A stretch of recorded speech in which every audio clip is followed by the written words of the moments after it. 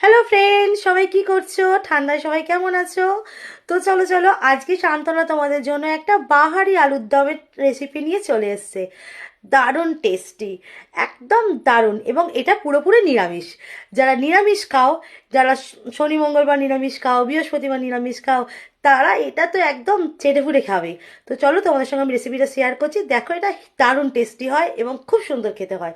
তো অবশ্যই তোমরা কিন্তু রেসিপিটা একবার বানিয়েও দেখার পর চলো, রেসিপিটা তোমাদের জন্য রইলো। তো ফ্রেন্ডস, দেখো, পাহাড়ি আলুর দম বানানোর জন্য আমি নিয়ে চলে এসেছি আলুটা। এরকম ভাবে ডুমো ডুমো করে কেটে নিয়েছি। তো এটা পুরোপুরি যেহেতু ভেজ, তোমাদের মশলা কি কি লাগছে আমি দেখিয়ে দিচ্ছি।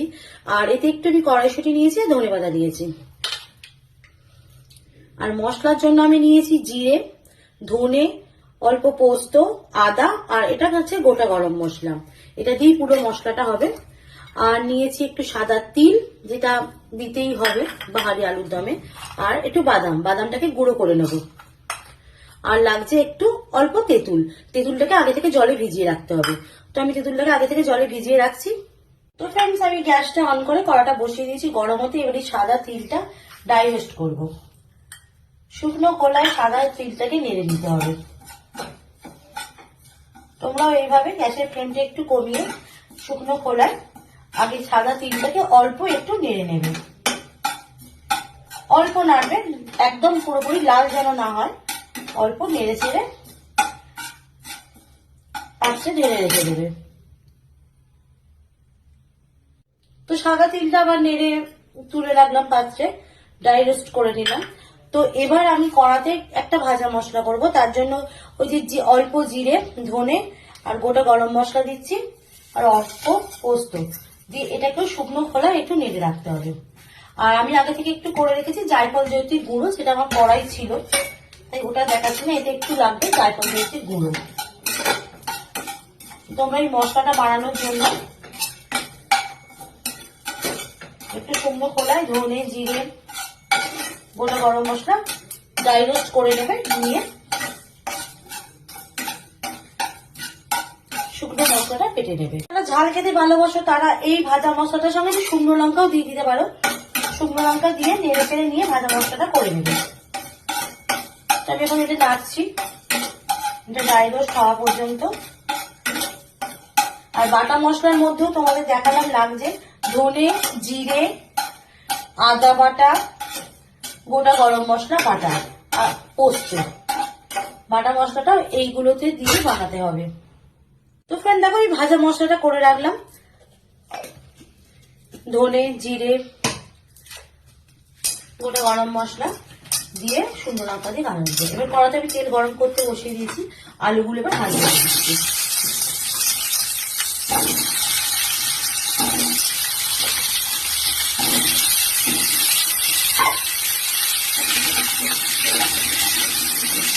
কড়াতে তেল গরম করতে দিয়ে আমি আলুগুলো ভাজছি।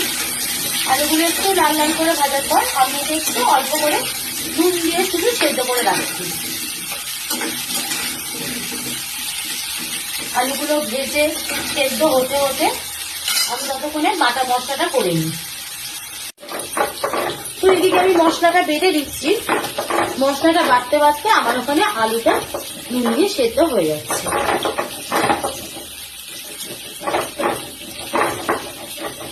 বাটা মশলার একটা টেস্টই আলাদা। শিলে বাটা মশলা টেস্টই আলাদা। শিলে বেটে দেখবে যে কোনো তরকারি বলো, যে কোনো আলুর দম, যে কোনো রেসিপির মধ্যে শিলে বাটা মশলার কিন্তু একটা আলাদাই টেস্ট হয়। তোমরাও এইভাবে শিলে বেটে দিতে পারো। আর যাদের সময় নেই তারা মিক্সিতেই বাটবে। দেখো, মশলা বাটা রেডি। আর আমার এখানে আলু সেদ্ধ হচ্ছে। তো আলু সেদ্ধ হতে হতে মশলাটা বেটে নিলাম। তো এবার দেখো যেটা করব, নেক্সট প্রসেসটা তোমাদেরকে দেখাচ্ছি। আমার আলু সেদ্ধ হয়ে গেছে, দেখো আমি আবার ফিরে এলাম। তো কড়াতে আমি তেল দিয়ে দিয়েছি। এবার আমি ফোড়ন দিচ্ছি, 5 ফোড়ন, শুকনো লঙ্কা আর তেজপাতা। তো বলে তেজপাতা নাকি কেটে দিতে নেই, তেজপাতা নাকি অনেক ঝাঁস, তাই তেজপাতা নাকি গোটা দিতে হয়, ঝাঁস নালে কেটে যায়। তো তেজপাতা আমি कितना झांझ है हमको तो दिखता नहीं, लोग बोलते हैं तेजपाता में बहुत झांझ है। তো এবার আমি দিয়ে দিচ্ছি বাটা মশলাটা। আর এদিকে কলাটা বাটা মশলাটা আমি দিয়ে দিচ্ছি। মশলার মধ্যে আছে ধনে, জিরে, আদা, গোটা গরম মশলা বাটা আর একটু পোস্ত তার সাথে মিশিয়ে নিয়েছিলাম। এটা ভালো করে নাড়াচাড়া করে ভালো করে ভেজে দিতে হবে।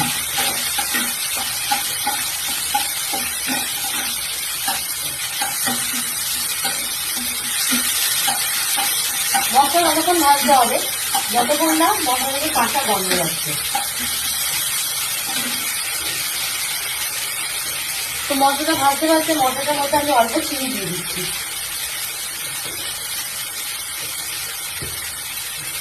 যেরকম স্বাদ অনুযায়ী চিনি খাও।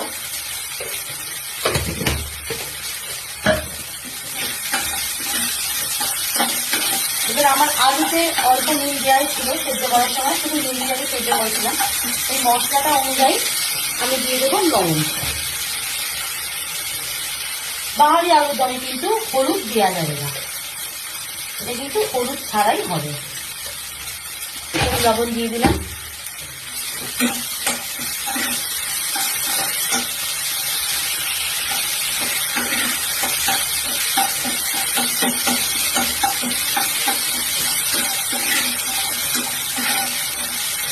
এবার আমি দিয়ে দিচ্ছি আগে থেকে রাখা কড়াইশুঁটি গুলো। মশলাটা করতে করতে কড়াইশুঁটি গুলোকে ওই সাথে দিয়ে নেড়ে ফেলে নিচ্ছি।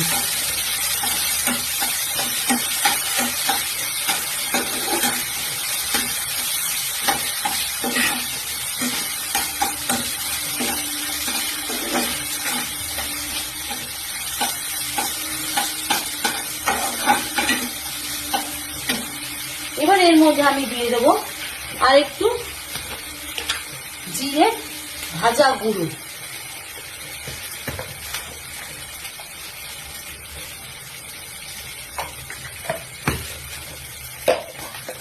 আর একটু ধনে ভাজা গুঁড়ো।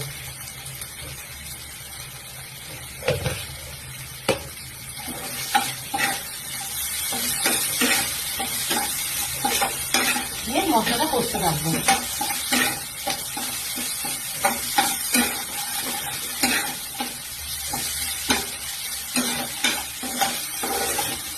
মশলাটাকে খুব ভালোভাবে কষিয়ে নিতে হবে।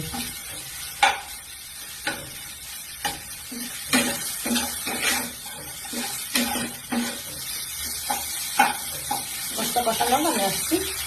তো মশলা কষাতে কষাতে বন্ধুরা আমি দিয়ে দিয়েছি আলুটা।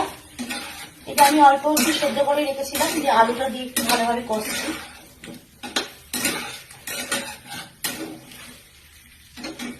উপর থেকে একটু অল্প করে ধনেপাতা ছড়িয়ে দিলাম। দেখবে কষার সময়ও যদি একটু ধনেপাতা ছড়িয়ে দেওয়া যায় খুব সুন্দর একটা সেন্ট আসে।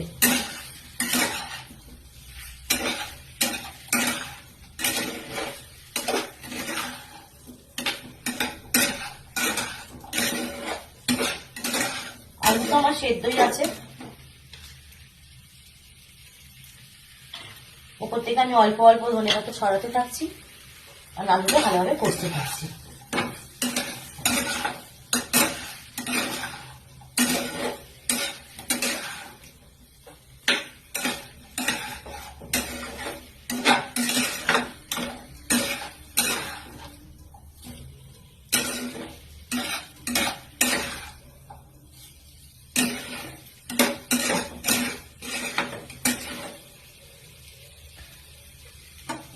তো মশলাটা পুরোপুরি আলুর মধ্যে যাওয়ার জন্য ভালোভাবে কষাতে হবে।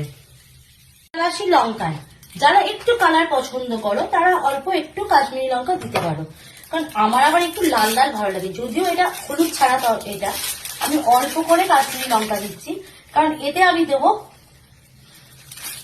কাঁচা লঙ্কা চিড়ে। তো এরকম যে যতটা ঝাল খাবে এরকম কাঁচা লঙ্কাকে চিড়ে নিয়ে দিয়ে দেবে, দিয়ে আলু একটু কষতে থাকবে।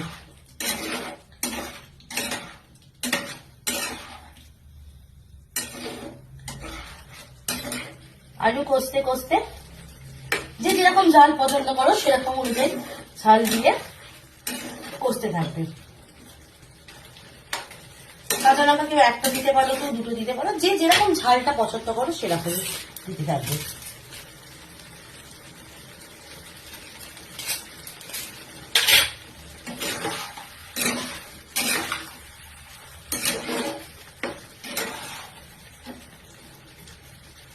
তো মশলাটা দিয়ে ভালোভাবে কষতে কষতে আমি এবার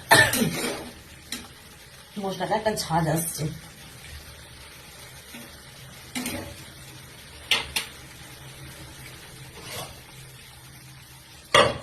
উপর থেকে স্টিমে 2 মিনিট কষতে দিলাম যাতে মশলাটা পুরোপুরি আলুর মধ্যে চলে যায়। তো বন্ধুরা, আমার আলুর দম কষা পুরো কমপ্লিট। দেখো 2-3 মিনিট পর আমি চলে এলাম।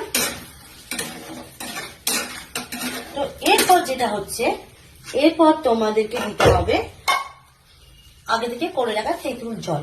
আমি যে তেঁতুলটা ভিজিয়ে রেখেছিলাম সেই জলটাকে দিয়ে দিচ্ছি।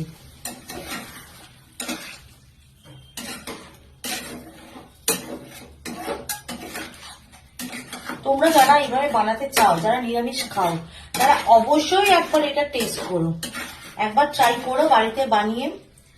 একদম জিভে জল আনা টেস্ট।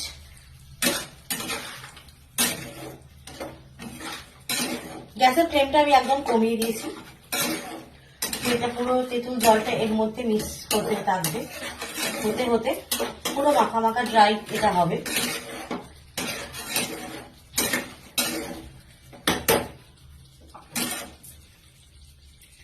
এটা হতে হতে আমি এর মধ্যে এবার দিয়ে নেব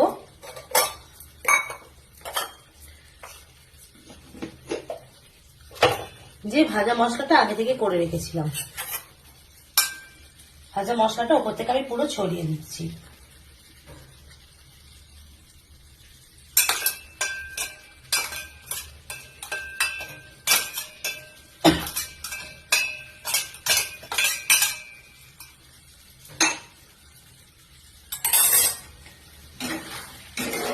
ভাজা মশলাটা ওপর থেকে ছড়িয়ে একটু নেড়ে চেড়ে নেবে।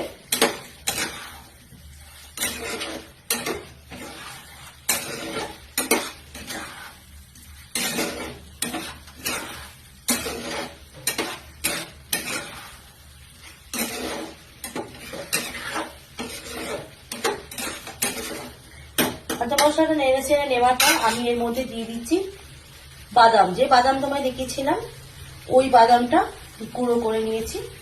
তো এটা এবার এর মধ্যে ছড়িয়ে দিচ্ছি।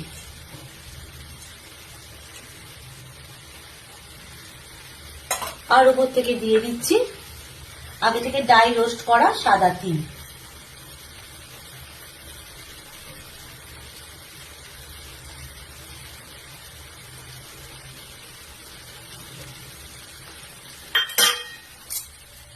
একদম গ্যাসের ফ্লেমটা আমি কমিয়ে দিয়েছি। তো আমার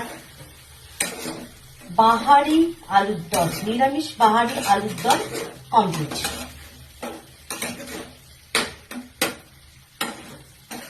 একদম গ্যাসের ফ্লেম কমিয়ে দিলাম। এবার আমি উপর থেকে একটুখানি বাটার দিয়ে দিচ্ছি, বাটার কিউব একটু দিয়ে দিচ্ছি জাস্ট।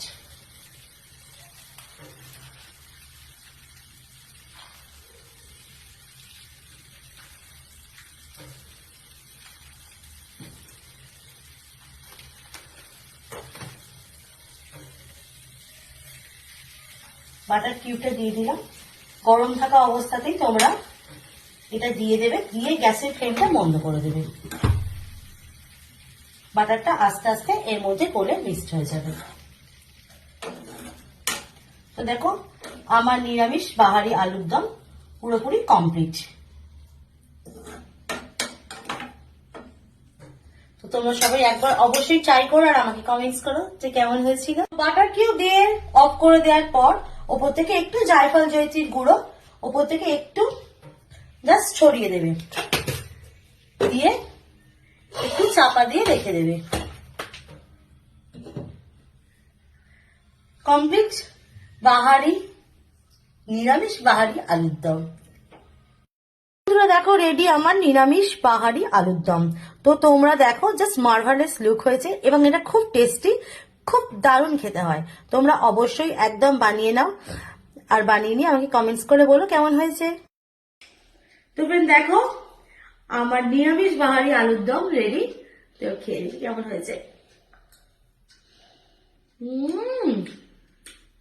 জাস্ট দারুণ দারুণ, ঝাল ঝাল টক টক মিষ্টি মিষ্টি। এইভাবে আলুর দম একবার তোমরা বানিয়ে দেখো। বাদামের দানাটা যখন মুখে যাচ্ছে আর সাথে আছে তিল। সত্যিই দারুণ হয়েছে। তোমরা একবার বানিয়ে দেখো আর আমাকে অবশ্যই কমেন্টস করো কেমন হয়েছে। ওকে চলো সবাই টাটা।